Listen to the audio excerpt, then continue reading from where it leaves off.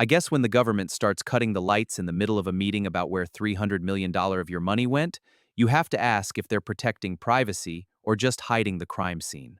Hey Canada, it's Earl. Now, we need to talk about a scandal that's been brewing in the shadows for years, and just yesterday, the Liberals tried to make sure it stays there. We're talking about Prescribe IT. Some of you have never heard of it, and that is exactly how the government wanted it.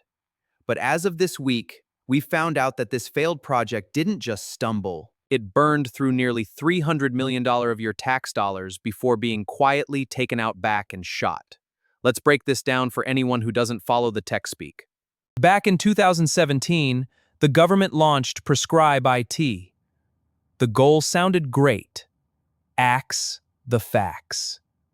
They wanted a digital system so doctors could send prescriptions straight to pharmacies without using old fax machines. They gave the project to a nonprofit called Canada Health Infoway, which is basically just a front for federal funding. They've been pouring money into it for nearly a decade. But last week, we got the final tally. The original budget was supposed to be $40 million. Then it was $250 million.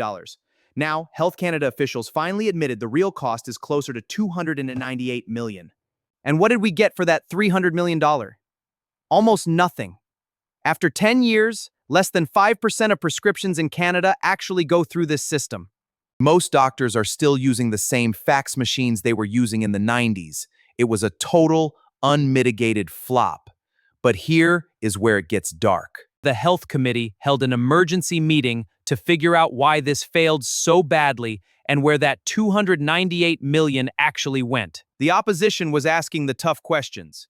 Why did we pay a private company, TELUS Health, nearly $100 million to build software that the government doesn't even own? Why is the private company keeping the intellectual property while you, the taxpayer, paid for the development?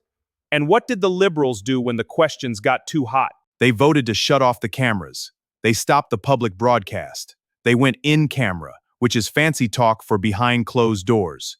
Think about that. This isn't a national security meeting about nuclear codes.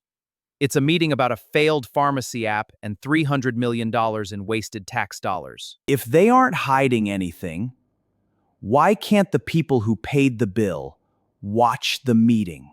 When a government spends $300 million and has a 5% success rate, that isn't just bad management. When they then shut off the cameras to stop you from seeing the investigation, that is a cover-up. They are using your money to build intellectual property for private corporations, and then they're deleting the paper trail before you can see the receipts.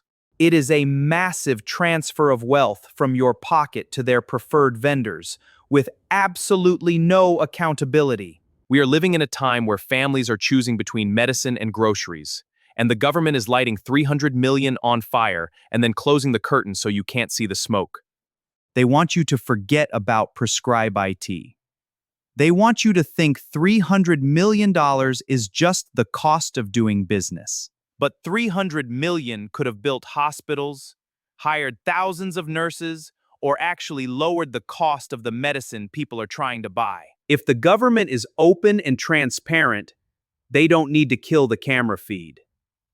They think you aren't paying attention. They think you're too tired from working 2 jobs to care about a health committee meeting. Prove them wrong. Thanks for watching. Stay awake.